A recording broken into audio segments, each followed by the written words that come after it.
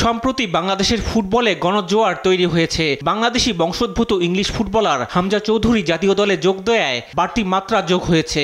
এরপর Canadian footballer সামিত সোম যোগ দেবেন দলে। ইতালিয়ান বংশোদ্ভূত ফাহমিদুল ইসলামও খেলবেন লাল সবুজের জার্সি গায়ে। জাতীয় দলে বাংলাদেশি বংশোদ্ভূত বিদেশি ফুটবলার খেলায় শক্তি বেড়েছে বহুগুণে। জাতীয় দলের সাবেক ফুটবলার জাহিদ পারভেজ মনে করেন, ফুটবলে এই ক্রেজটাকে বাংলাদেশের কাজে লাগানো উচিত।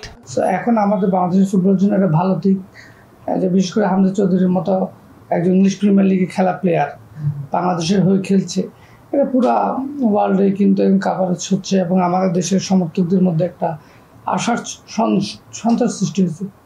সো এটা আমাদের কাজে লাগিয়ে আমি মনে করি ফুটবলের যে এখন ক্রেজ ওটাকে কাজে লাগানো উচিত এবং আগে যে পপুলারিটি ছিল বাংলাদেশের ফুটবলে সেটা কিন্তু ফেরানো সম্ভব। সাবেক এই ফুটবলার মনে করেন, বাংলাদেশের ফুটবলার তৈরির প্রক্রিয়ায় বড় ধরনের ভুল রয়েছে, যার কারণে ভালো মানের ফুটবলার উঠে আসছে না।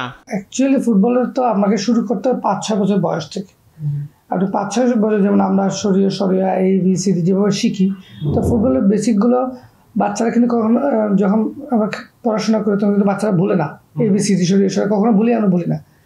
ঠিক তেমনি ফুটবলে কিছু বেসিক আছে যেগুলো আমরা খুব শর্ট টাইপে মানে অল্প বয়সে বাচ্চাদের মাথায় দিতে হয়।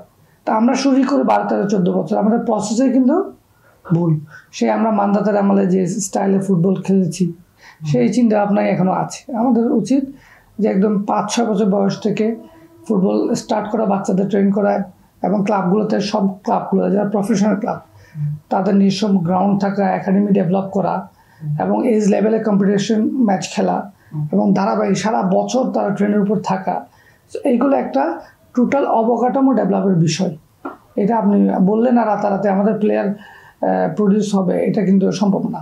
আন্তর্জাতিক ফুটবলে স্ট্রাইকাররা গোল খরায় ভোগে আর শেষ মুহূর্তে এসে চাপ ধরে রাখতে পারে না। সাবেক এই ফুটবলার মনে করেন, বেশি বেশি আন্তর্জাতিক ম্যাচ আয়োজন হতে পারে এই সমস্যার সমাধান। আমাদের দেশে যে দেশীয় স্ট্রাইকারগুলো আছে ওগুলোর এক্সট্রা নার্সিং করা, ওদের বিদেশি স্পেশাল স্ট্রাইকিং কোচ এনে তাদেরকে আলাদা ট্রেন করা, লং টাইম প্ল্যানিং করে, তারা যখন এই ক্লাবের পাশাপাশি ন্যাশনাল টিমে থাকবে তাদের নিয়ে আলাদা নার্সিং করা। না, বাংলাদেশ তো এনাফ ইন্টারন্যাশনাল ম্যাচ খেলে না।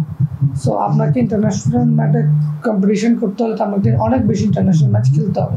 খেলতেই আপনার পারফরমেন্স একটা লেভেলে চলে আসবে। তো এটা আমাদের ফুটবল ফেডারেশনের উচিত অনেক বেশি কম্পিটিশন লেভেল ম্যাচ অর্গানাইজ করা। আগামী মাসে সিঙ্গাপুরের বিপক্ষে ম্যাচে বাংলাদেশের জয়ের সম্ভাবনা দেখছেন জাতীয় দলের সাবেক এই ফুটবলার। রিফাত আঞ্জুম, দেশ টিভি, ঢাকা।